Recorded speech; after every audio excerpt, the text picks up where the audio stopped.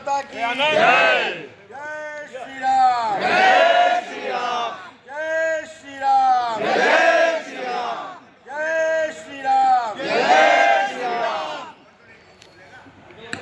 आप सभी अत्यंत प्रिय कार्यकर्ताओं का आज के पंचायत में स्वागत है। आप सबको मालूम है, हम जहाँ बैठे हैं यह श्री राम जन्मभूमि के आंदोलन का एक केंद्र बिंदु रहा है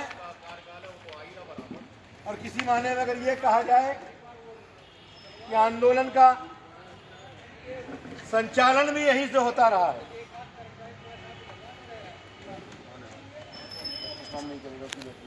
राम जन्मभूमि आंदोलन में जिस प्रकार का वातावरण यहाँ उत्पन्न किया,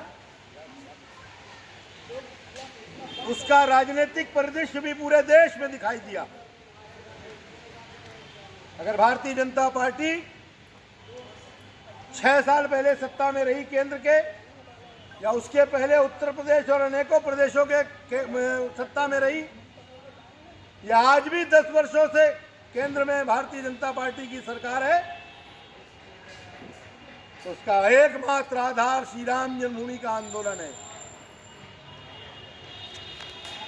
खबर उत्तर प्रदेश कानपुर से। भाजपा नेता प्रकाश शर्मा विगत कुछ दिनों से भाजपा और संघ दोनों के राष्ट्रीय नेतृत्व के बीच चर्चा में बने हुए हैं। उन्होंने लोकसभा चुनाव 2024 में वर्तमान प्रत्याशी रमेश अवस्थी की प्रतिष्ठा पर प्रश्न उठाते हुए प्रधानमंत्री मोदी और मुख्यमंत्री योगी के नाम एक चिट्ठी लिखकर एक बार फिर से विचार करने का आग्रह किया था। इसके बाद लोकसभा चुनाव 2024 में कानपुर नगर से अभी कल उनके स्वयं का नामांकन करवाने की खबरें भी आ रही थी। इसी कड़ी में आज उन्होंने अपने साथी कार्यकर्ताओं के साथ शाद्रेश्वर हनुमान मंदिर शिवाला में एक बैठक कर सभी से राय मांगी कि उनका नामांकन करवाना उचित रहेगा या नहीं, जिस और उनके कार्यकर्ता ने एक मत से उनसे नामांकन न करवाने की गुजारिश की और पार्टी की अखंडता को बनाए रखने की अपील करी। पार्टी की तरफ से 4 लोगों ने उनसे संपर्क किया था, जिसके बाद उन्होंने अपने नामांकन पर अंतिम फैसला आज इस बैठक में अपने कार्यकर्ताओं के बीच लिया है। उनको मनाने में रामजी प्रथा संचालक भवानी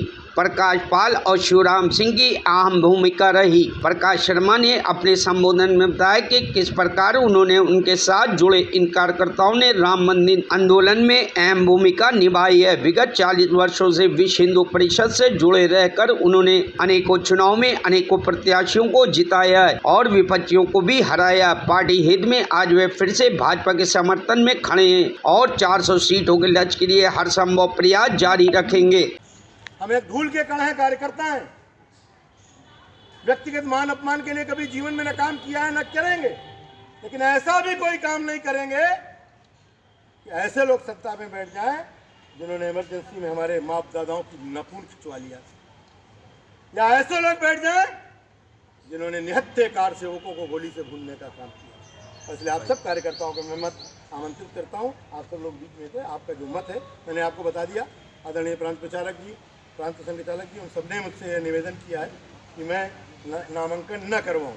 ये निवेदन किया है, लेकिन उनसे मैंने कहा था कि मैं अभी कुछ नहीं कह सकता जब तक मैं अपने साथ चलने वाली टीम के साथ चर्चा न कर लूँ। और इसलिए हम सब बैठे, उसके बाद में प्रेस में अपनी बात रखें।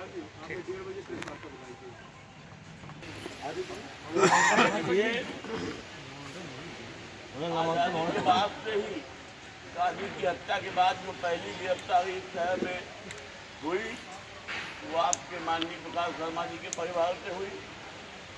पीढ़ियां लग गई संगठन को यहाँ तक पहुँचाने में।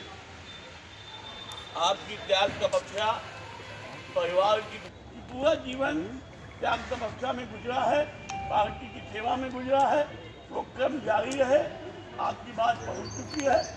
अन्यथा अब आप नामांकन न कराएं, ये विनम्र निवेदन हमारा।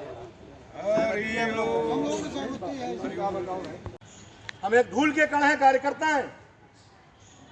व्यक्तिगत मान अपमान के लिए कभी जीवन में न काम किया है न करेंगे, लेकिन ऐसा भी कोई काम नहीं करेंगे कि ऐसे लोग सत्ता में बैठ जाएं जिन्होंने इमरजेंसी में हमारे बाप दादाओं की नाखून खिंचवा लिया, या ऐसे लोग बैठ जाएं जिन्होंने निहत्थेकार सेवकों को गोली से भूनने का काम किया। इसलिए आप सब कार्यकर्ताओं को मैं मत आमंत्रित करता हूं। आप सब लोग बीच में थे, आपका जो मत है मैंने आपको बता दिया। आदरणीय प्रांत प्रचारक जी, प्रांत संचालक जी, उन सबने मुझसे यह निवेदन किया है कि मैं नामांकन न करवाऊँ। ये निवेदन किया है, लेकिन उनसे मैंने कहा था कि मैं अभी कुछ नहीं कह सकता जब तक मैं अपने साथ चलने वाली टीम के साथ चर्चा न कर लूँ। और इसलिए हम सब बैठे, उसके बाद में प्रेस में अपनी बात रखें। आज़ादी के बाद से ही गांधी की हत्या के बाद जो पहली गिरफ्तारी शहर में हुई वो आपके माननीय प्रकाश शर्मा जी के परिवार से हुई। पीढ़ियां लग गई संगठन को यहाँ तक पहुँचाने में।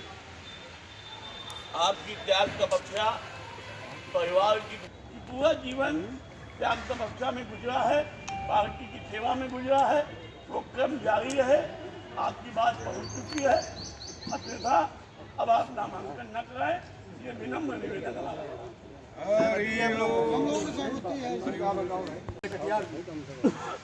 उनका भी फोन आया कि अपनी बात पूरी ताकत के साथ कहिए, दमदारी के साथ कहिए, लेकिन ऐसा कोई कदम मत उठाइए कि ये संदेश जाए कि हम पार्टी की कोई हानि करना चाहते हैं। श्री जयभान सिंह जी पहिया मेरे संयोजक रहे हैं।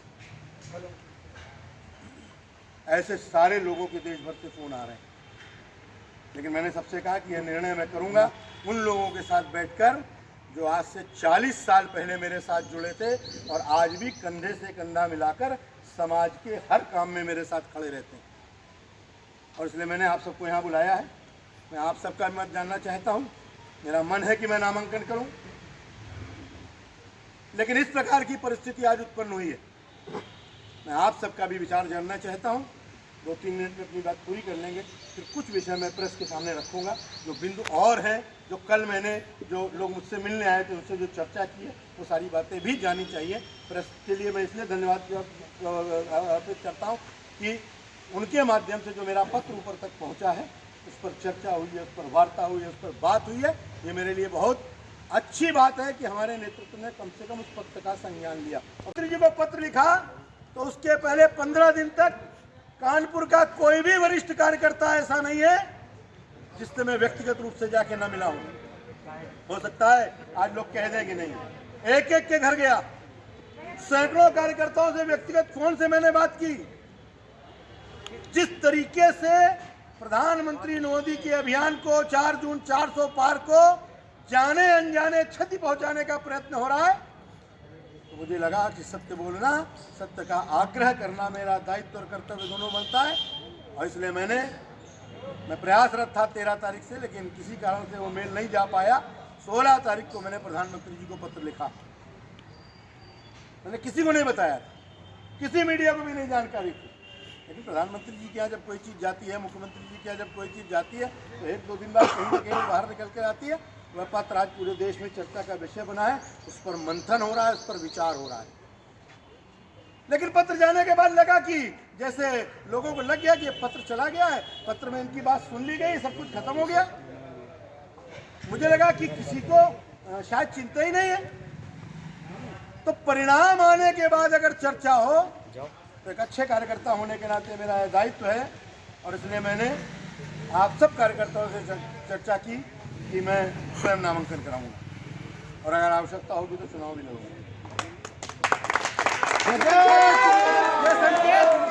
सब कार्यकर्ताओं के पास पहुंच गया। चुनाव लड़ना मेरा शौक नहीं है। चुनाव में व्यक्तिगत किसी हानि लाभ के लिए लड़ना नहीं चाहता। एक क्षण के लिए भी मेरे चुनाव लड़ने की कोई इच्छा नहीं है। अन्यथा 1989 में इसी स्थान से मैंने कानपुर की लोकसभा के लिए नामांकन किया था, तब भी शायद ऐसी ही परिस्थितियां उत्पन्न हुई थी। अगर चुनाव लड़ने की जरा भी लेश मात्र इच्छा होती तो मैं चुनाव उस समय भी लड़ सकता था। लेकिन कार्यकर्ता की बात यह नेतृत्व तक पहुंचे, इस बात को लेकर मैंने आप सबसे चर्चा व्यक्तिगत की थी और आज भी मैं आपसे चर्चा करना चाहता हूं। मैंने निर्णय किया था कि आज मैं जाके नामांकन करूंगा, उसकी मैंने तैयारी भी की थी। लेकिन कल रात्रि में हमारे वरिष्ठतम नेतृत्व मेरे घर में लगभग 1 बजे तक लोग बैठे रहे। हमारे माननीय प्रांत प्रचारक श्री राम जी, प्रांत संचालक जी भवानी बीक जी, इस क्षेत्र के क्षेत्रीय अध्यक्ष माननीय प्रकाश पाल जी, एक हमारे दक्षिण के जिला अध्यक्ष शिवराम जी।